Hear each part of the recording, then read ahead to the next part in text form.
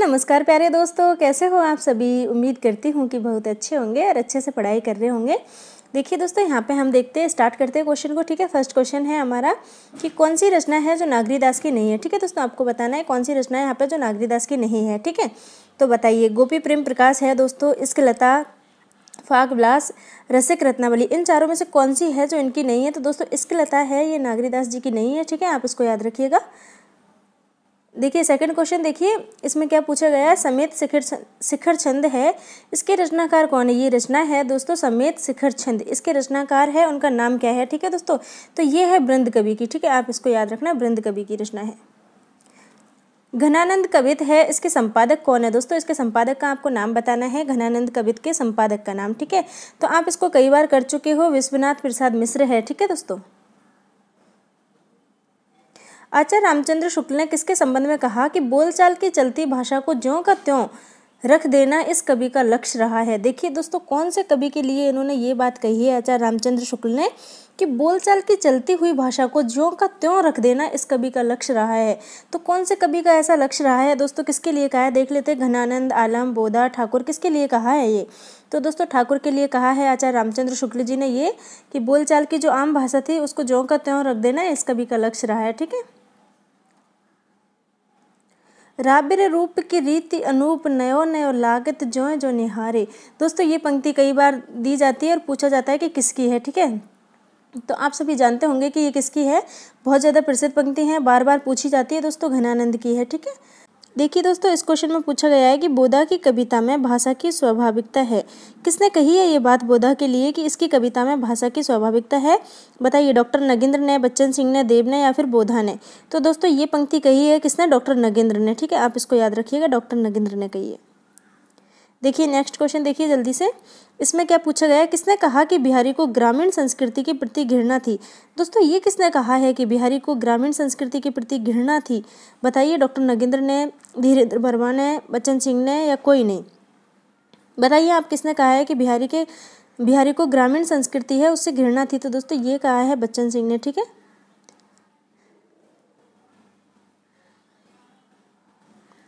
आचार्य रामचंद्र शुक्ल ने किस कवि के लिए कहा है कि भाषा का जैसा अचूक अधिकार इनका था वैसा किसी और का नहीं है। दोस्तों इसको हम बहुत बार पढ़ चुके हैं और ये बहुत ज़्यादा इंपॉर्टेंट है, बार बार आने वाला क्वेश्चन है ये। और जब आता है ना एग्जाम में तो चारों ऑप्शन ऐसे लगते हैं, यार बिहारी था, घनानंद था, देव था या बोधा था। चारों को देख के हमें कुछ पता ही नहीं चलता कि हम इसमें करें तो करें क्या, भूल जाते। इसीलिए आप इस क्वेश्चन को ना अच्छे से, कुछ क्वेश्चन ऐसे जिनको मैं बार बार लेके आ रही हूँ, क्यों लेके आ रही हूँ, क्योंकि वो बार बार एग्जाम में आते हैं और फिर भी आप उनको गलत कर देते हो। ऐसा होता है सबके साथ, मेरे साथ भी होता था। तो आपको ये अच्छे से पढ़ लेने, याद कर लेने, लिख लेने। ठीक है दोस्तों, तो इसका उत्तर है यहाँ पे घनानंद। ठीक है, घनानंद के बारे में कहा है आचार्य रामचंद्र शुक्ल ने कि भाषा पर जैसा अचूक अधिकार इनका था वैसा किसी और का नहीं था।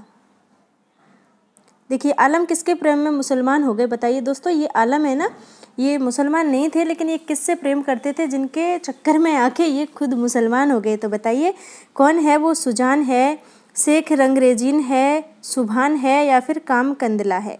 तो बताइए दोस्तों कौन है। तो मैं आपको बता दूं कि इसका सही उत्तर है शेख रंगरेजीन। ठीक है, और दोस्तों सुजान का आपको पता है कि ये घनानंद की प्रेमिका थी, ये नृत्य करती थी, नर्तिका थी राजा के उसमें महल में, तो ये उनसे प्रेम करते थे घनानंद जी। तो इनका परिचय है, ये बाद में मैं इनके बारे में आपको बताऊंगी। अभी आपको याद रखना है कि आलम की प्रेमिका थी कौन, शेख रंगरेजीन। देखिए आलम की प्रेमिका कौन थी, शेख रंगरेजीन थी, और इसके प्यार में हो गए थे आलम मुसलमान, जबकि ये मुसलमान नहीं थे। ठीक है दोस्तों, बृंद के आश्रयदाता कौन है। आपको बताना है कि बृंद कवि के आश्रयदाता थे, जिन्होंने इनको आश्रय दिया था, वो कौन है, क्या नाम है उनका। तो बताइए कौन है। शाह आलम है, आजम शाह है, औरंगजेब है या जगत सिंह है। तो दोस्तों इसका सही उत्तर है औरंगजेब। ठीक है, कौन सी प्रवृत्ति रीतिकाल से असंगत है। देखो एक बार पढ़ लेते हैं इनको। जनरुचि का काव्य है, यथार्थवादी दृष्टिकोण है, शिल्पगत कविता है, श्रृंगारिकता है।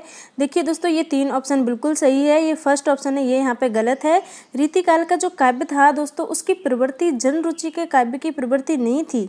ठीक है, आप इसको याद रखना, अच्छा क्वेश्चन है ये। ऐसे ही आपसे आदिकाल का भी बना के पूछा था मैंने एक। देव के अंतिम आश्रयदाता कौन थे। दोस्तों आपको बताना है देव कवि के अंतिम आश्रयदाता कौन थे। तो मैं आपको बता दूं कि अकबर अली है, ये इनके अंतिम आश्रयदाता थे। ठीक है, आचार्य रामचंद्र शुक्ल ने बिहारी को किस वर्ग में रखा है? दोस्तों इसको भी काफ़ी बार आप पढ़ चुके हो। आचार्य रामचंद्र शुक्ल जी ने बिहारी को रखा है रीति ग्रंथकार के रूप में, ठीक है। डॉक्टर नगेंद्र के अनुसार कौन सी रचना सर्वांग निरूपक नहीं है? देखिए दोस्तों, इन चारों में से कौन सी रचना है जो सर्वांग निरूपक नहीं है, आपको ये बताना है यहाँ पे। और काफ़ी अच्छा क्वेश्चन है दोस्तों ये है। देखिए, कवि प्रिया है, हम इस क्वेश्चन को ऐसे के ऐसे ही पहले पढ़ चुके हैं। कवि प्रिया है, ये सर्वांग निरूपक ग्रंथ नहीं है दोस्तों, ठीक है। बाकी काव्य रसायन है, काव्य निर्णय है, कवि कुल कल्पत्रु है, तीनों सर्वांग निरूपक है, ठीक है। तो आप इसको याद रखना, काफ़ी अच्छा क्वेश्चन है ये। अब आपको बताना है कवि प्रिया का प्रकाशन वर्ष क्या है। प्रकाशन वर्ष आपको बताना है, कई बार पूछा जाता है डायरेक्ट ऐसे ही। तो दोस्तों इसका सही उत्तर है 1601 ईस्वी, इसका प्रकाशन वर्ष है, ठीक है। रामचंद्रिका के बारे में आपको बताना है कि यहाँ पे कौन सा तथ्य है जो असंगत है, ठीक है, मतलब कि गलत है। तो देखिए दोस्तों, इसको छंदों का अजायब घर कहा था डॉक्टर रामचंद्र शुक्ल। नाटकीय संवाद प्रमुख है, इसमें नाटकीय संवाद है और वही प्रमुख है। 39 प्रकाशों में लिखा गया प्रबंध काव्य, ये बिल्कुल सही है दोस्तों। रामचरितमानस के जैसा है दोस्तों, रामचंद्रिका है ये रामचरितमानस के जैसा नहीं है, ठीक है, ये यहाँ पे हमारा असंगत हो जाएगा। बाकी के जो 3 पॉइंट है ये बिल्कुल सही है, ठीक है दोस्तों। अब आपको बताना है कि शिव सिंह सेंगर ने देव की रचनाएं कितनी बताई है। जो शिव सिंह सेंगर ने हमारा ग्रंथ लिखा है, इतिहास ग्रंथ, उसमें देव कवि है, इनकी कितनी रचनाओं का जिक्र किया है, ठीक है। बताइए, 72 है, 52 है, 78 है या 82 है? बताइए क्या है दोस्तों इसका सही उत्तर। तो यहाँ पे जो सही उत्तर है वो है 72, ठीक है। किस कवि को प्रत्येक दोहे पर एक असरफी मिलती थी? इसके बारे में बहुत अच्छी कहानी है दोस्तों, वो तो बाद में हम पढ़ेंगे क्योंकि अभी ये वीडियो लंबा हो जाएगा, इसलिए मैं आपको नहीं बताऊंगी। देखिए, इसमें आपके लिए पूछा गया है कि कौन से कवि है जिनको एक दोहे के लिए एक असरफी मिलती थी, ठीक है दोस्तों। तो बताइए किसको मिलती? केशवदास जी को, बिहारी को, भूषण को या फिर देव को? तो आप सभी जानते हो कि बिहारी को मिलती थी, लेकिन इसके पीछे की जो कहानी है वो मैं आपको सुनाऊंगी बाद में, जब बिहारी को हम पढ़ेंगे आगे चल के तब। देव की किस रचना में भिन्न भिन्न जातियों की स्त्रियों का वर्णन है? तो दोस्तों आप पढ़ चुके हो कि अलग अलग जातियों का वर्णन इन्होंने किया है। किसमें? जाति विलास जो इनका ग्रंथ है उसमें इन्होंने अलग अलग जाति की रचनाएं इकट्ठी की है, उनका वर्णन किया है देव कवि ने इसमें जाति विलास में। तो यहीं पे इन्होंने अलग अलग जाति की स्त्रियों का भी जिक्र किया है, ठीक है। तो ये इसका उत्तर बिल्कुल सही हो गया दोस्तों। और लास्ट क्वेश्चन बचा है हमारा इस पार्ट का, इसको देख लेते हैं। देखिए, बिहारी सतसई के बारे में असंगत बताना है, जो गलत है वो बताना है, ठीक है दोस्तों। गागर में सागर भरने वाली है, बिल्कुल सही है दोस्तों, इसको पढ़ चुके हम। श्रृंगार, भक्ति और नीति की त्रिवेणी है, बहुत ज़्यादा इंपॉर्टेंट पंक्ति है। डायरेक्ट आपको ये पंक्ति दे दी जाएगी कि श्रृंगार, भक्ति और नीति की त्रिवेणी कौन से ग्रंथ के लिए कहा गया है, कौन से कवि के ग्रंथ के लिए कहा गया है? तो बिहारी सतसई के लिए कहा गया है, बिहारी जी की है, ठीक है। और सामासिक शब्दावली से युक्त है, ये भी बिल्कुल सही है, लेकिन इसमें 700 दोहे नहीं है दोस्तों। हम पढ़ चुके कितने दोहे इसमें? 713 है ना। चलो दोस्तों, हम अब नेक्स्ट पार्ट में मिलेंगे, तब तक आप अच्छे से पढ़ाई करते रहिए, ठीक है। ओके, और अपना ख्याल रखिए, अच्छे से रहिए, खुश रहिए, मस्त रहिए और पढ़ते रहिए, ठीक है। Okay, bye.